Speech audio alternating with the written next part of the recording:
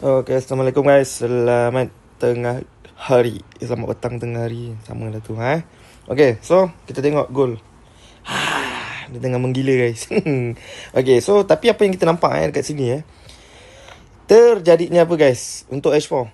Nampak tak? Dia satu turun, naik, pump. Dia buat satu pecahan. Dekat sini kita nampak dia buat apa?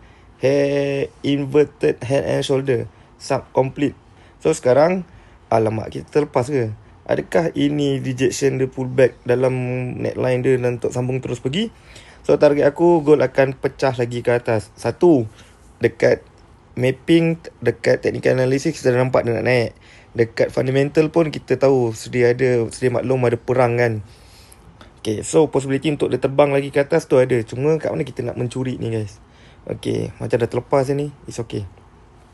Okay, so nampak tak? Line merah yang atas ni, ini adalah zone resistant. Okay, which is zone neckline lah.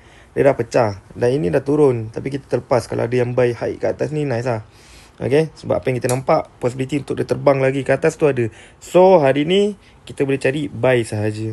Okay, melainkan, if kalau ada satu candle ni turun, breakout merah punya zone ni, possibility untuk dia collect bawah tu ada. Ni, dekat M30 ada satu zone. Okay, ataupun dia nak tutup balik gap ni. Cuma sekarang apa yang kita nampak more kepada buy lah. Okay. So andai kata kita terlepas, it's okay. Kita tunggu je pullback lagi sekali. Kalau ada pullback dalam zone ini, kita boleh monitor untuk counter. Tengok M15. Okay, M15 pun dah satu kenaikan. Sayangnya tahu kita boleh masuk sini, tapi tak apalah, tak ada rezeki. Okay, so if ada pullback, kita nak masuk, kita boleh monitor kat area sini guys. Turun lagi sikit time frame.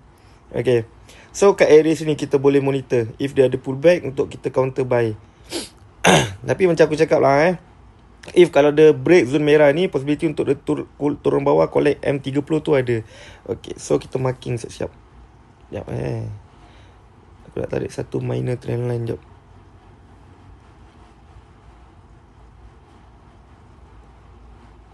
Okay, so dekat area sini kita akan cuba untuk cari counter B. Alright. If dia buat breakout, itulah zone keluar. Kita tengok M1 sikit. Okay, kat sini ada satu zone. Okay, kat sini ada satu zone. Ada satu base. Okay, kat sini ada satu base. Tapi jauh tak jarak dia kalau kita masuk dekat sini? Besar juga. Around 70 pip. Okay lah. Okay, no risk, no Ferrari. Gitu lah cerita dia.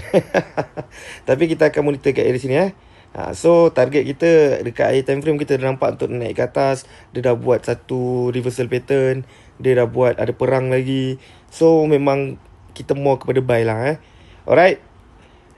Apa pun, tetap santai di posisi. Ingat ilmu dulu baru biru.